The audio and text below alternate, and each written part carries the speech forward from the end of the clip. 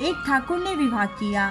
ठाकुरानी घर आई तो उसने ठाकुर से कहा कि जब भी मेरे कमरे में आओ खास करके आया करना, कभी बिना खासे मेरे कमरे में मत आना।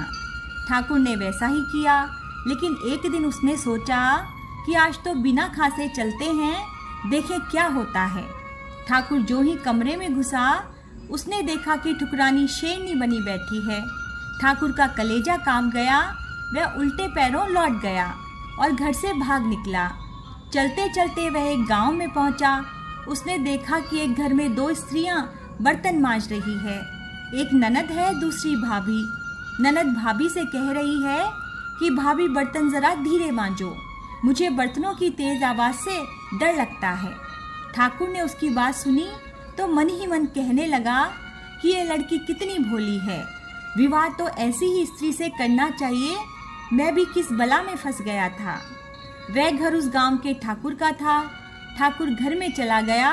घर के मालिक को उसने अपना परिचय दिया और साथ ही साथ उस लड़की से विवाह करने की अपनी इच्छा भी व्यक्त कर दी। लड़की के बाप ने ठाकुर की बात स्वीकार कर ली और अपनी बेटी का विवाह उस ठाकुर के साथ कर दिया। अब ठाकुर वहीं रहने लगा। उधर ठाकुर की पहली स्त्री को इस बात का पता चला तो वह शेरनी बनकर उस गांव में आई और गांव के एक ऊंचे टीले पर चढ़कर दहाड़ने लगी।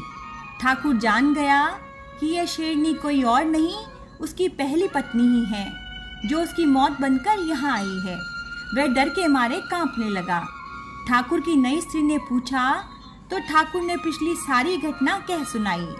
सुनकर वह बोली कि तुम चिंता मत करो, मैं अभी इसका काम तमाम करके आती हूँ। यूँ कहकर वह 9 हत्ता नाहर बनकर वहाँ से चली और शेरनी का काम तमाम करके शीघ्र ही लौट आई। ठाकुर यह सब देखकर और भी डर गया। वह सोचने लगा कि कहाँ तो यह बर्तन की तेज आवाज से भी डरती थी और कहाँ इसका भयानक कर्म। नारी जाति से उसे वैराग्य हो गया और वह साधु बनकर एक दिन चुपचाप घर से निकल गया।